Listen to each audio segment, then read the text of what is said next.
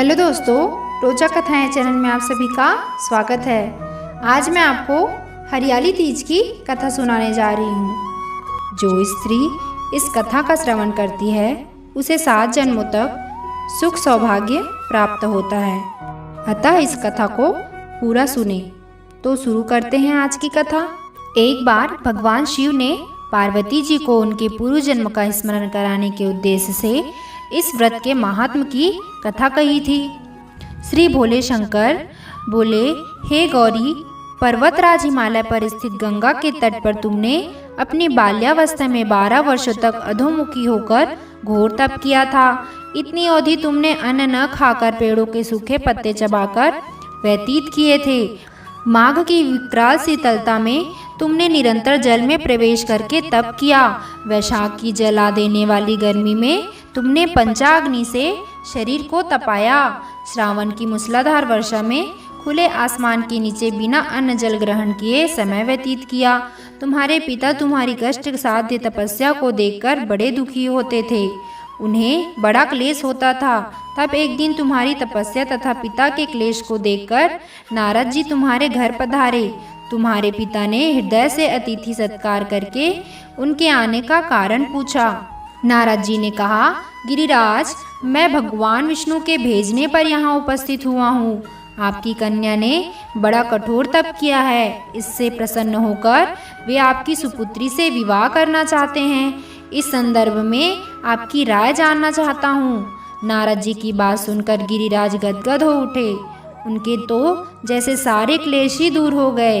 प्रसन्नचित होकर वे बोले, श्रीमान, यदि स्वयं विष्णु भगवान मेरी कन्या का वरण करना चाहते हैं तो भला मुझे क्या आपत्ति हो सकती है।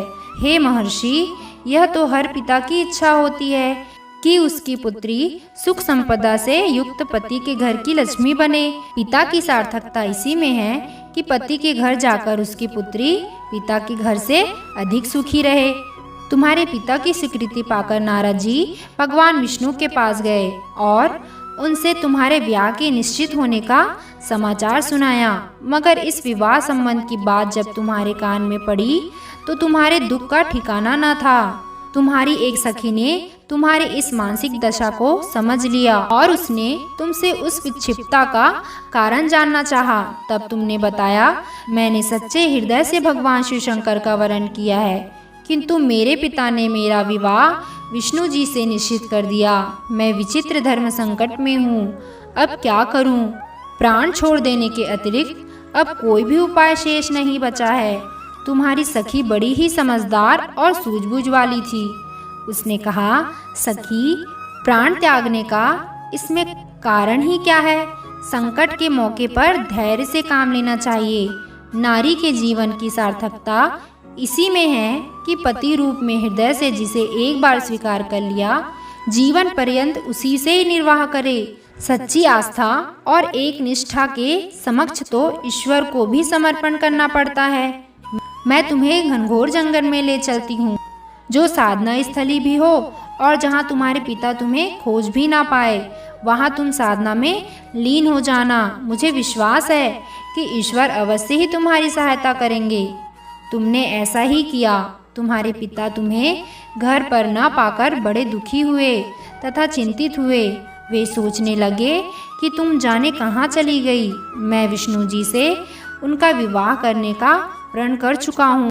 यदि भगवान विष्णु बारात लेकर आ गए और कन्या घर पर न हुई तो बड़ा अपमान होगा। मैं तो कहीं मुंह दिखाने के योग्य भी नहीं रहूँगा। यही सब सोचकर गिरिराज ने जोर शोर से तुम्हारी खोज शुरू करवा दी। इधर तुम्हारी खोज होती रही और उधर तुम अपनी सखी के साथ नदी के तट पर एक गुफा में मेरी आराधना में लीन थी। भाद्रपद शुक्ल तृतीया को हस्त नक्षत्र था। उस दिन तुमने रेत की शिवलिंग का निर्माण करके व्रत किया। रात भर मेरी स्तुति के गीत गाकर जगी। तुम्हारी इस कष्ट साध्य तपस्या के प्रभाव से मेरा आसन डोलने लगा। मेरी समाधि टूट गई। मैं तुरंत तुम्हारे समक्ष जा पहुंचा और तुम्हारी तपस्या से प्रसन्न होकर तुमसे वर मांगने के लिए कहा। तब अपनी तपस्या के फलस्वरूप मुझे अपने समक्ष पाकर तुमने कहा, मैं हृदय से आपको पति के रूप में वरण कर चुकी हूँ। यदि आप सचमुच मेरी तपस्या से प्रसन्न होकर आप यहाँ पधारे हैं तो मुझे अपनी अर्धांगिनी के रूप में स्वीकार कर लीजिए। तब मैं तथास्तु कहकर कैलाश पर्वत लौट आया।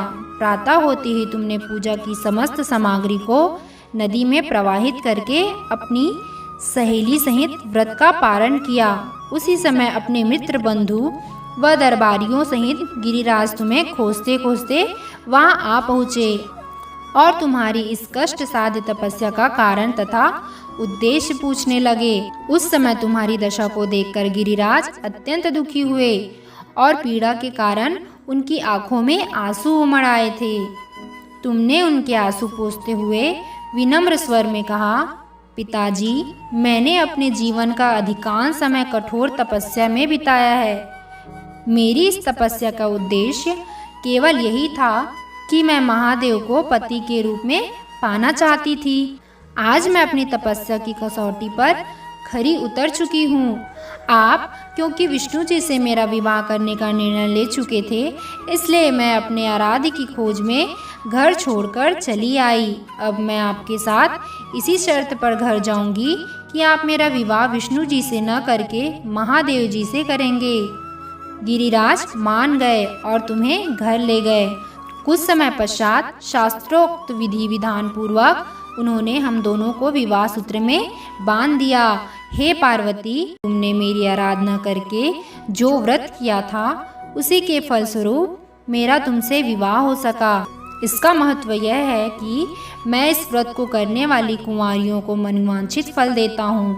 इसलिए सौभाग्य की इच्छा करने वाली प्रत्येक युवती को यह व्रत पूरी एक निष्ठा तथा आस्था से करनी चाहिए। बोलो भगवान शंकर और माता पार्वती की जय। भगवान शंकर और माता पार्वती आप सभी व्रत करने वाली महिलाओं की मनोकामना पूर्ण करें। आशा करती हूँ आपको यह वीडियो पसंद आया होगा। तो प्लीज़ मेरे इस वीडियो को लाइक कीजिए, मेरे इस चैनल को सब्सक्राइब कीजिए और ज़्यादा से ज़्यादा शेयर कीजिए।